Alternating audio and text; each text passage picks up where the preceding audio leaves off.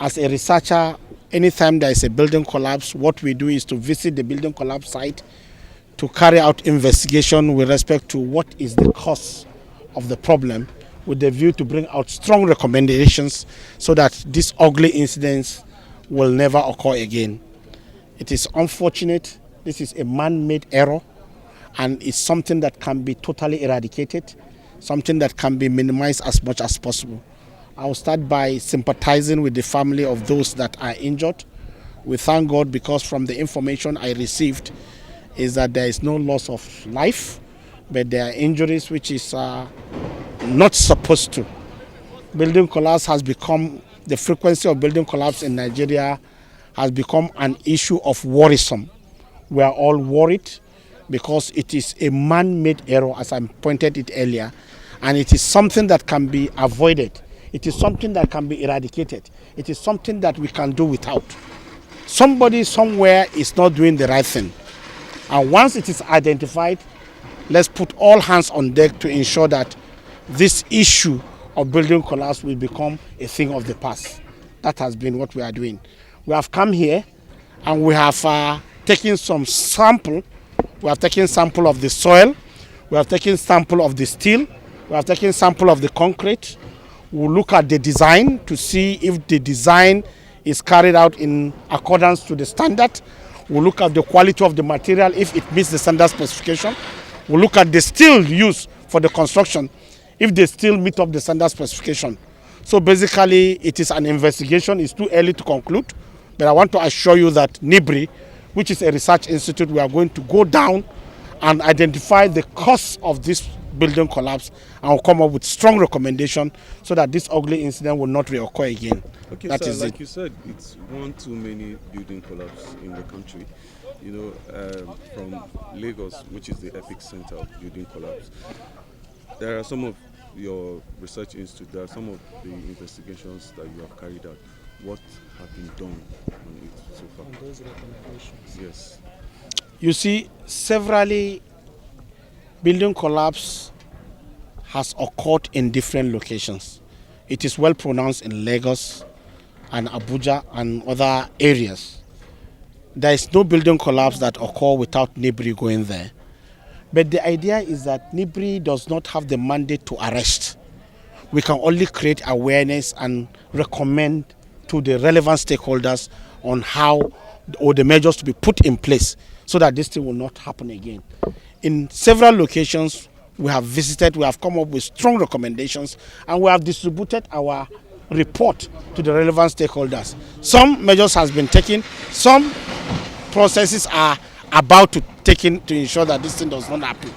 But the idea is that, as I said earlier, somebody somewhere is not doing his job.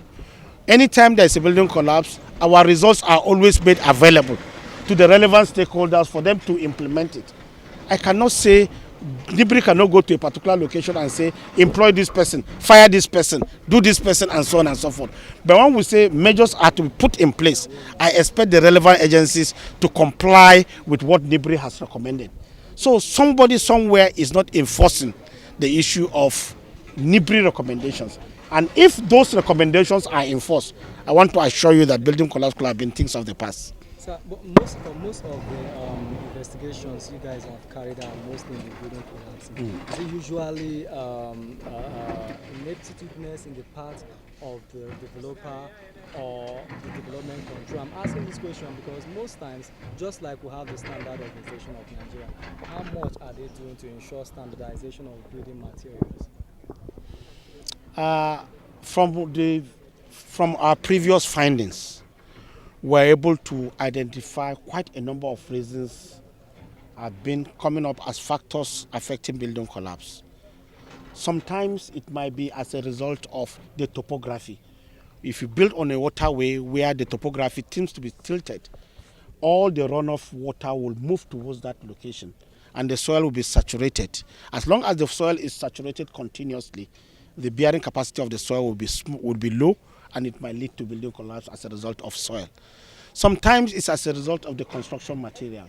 If the construction material used is far inferior, it does not meet the standard specification. When I mean construction materials, it can be steel, it can be concrete, and it can be procedure of doing things.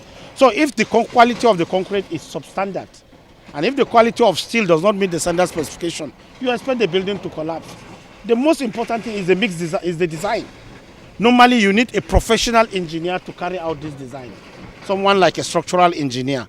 You need to carry out design to know the sizes of your member, to know the number of reinforcement, to know the spaces of the reinforcement, and know the swell bearing capacity that this structure is able to stand. If that is not done properly, you should expect failure. The other thing is the procedure of the construction. You need to construct with standard procedure. For instance, some pillars and some support are to be placed at 0.66 meters, and you decided to make it 0.8 or 1 point something. Given distances, if the construction procedure is faulty, you should expect building collapse. And if the professionals involved, you don't have professionals, you are using quackery in the system, people that do not know their left and their right, you should expect building collapse. So from our previous findings, we discovered that building collapse elapses quite a lot of factors. It can be from the people involved, quackery is involved. It can be from construction material, it can be from design, it can be from soil property, just to mention a few. That has been some of our findings. So how are we ensuring standardization in the quality of these building materials, especially when we have organizations like the Standard Organization of Nigeria? Standard Organization of Nigeria are a body that regulates material to ensure that it is standard. But they cannot be everywhere. For instance, now, we are meant to understand that SON are supposed to be at the port. But now they've been withdrawn from the port. They said, don't be at the port, come to the inside. And all these materials, some are imported material. You need to nick them at the port at the point of entry to check if these materials are meeting up the standard specification or not. But if you allow this material to enter the market, how many marketers will the SON be pursuing them? You can see this thing is so wide. But the idea is that the good thing is for every material to be used on site, you need to carry out tests to ensure that the material is standard before usage. That will be the bottom line of all things. Thank you. I appreciate it.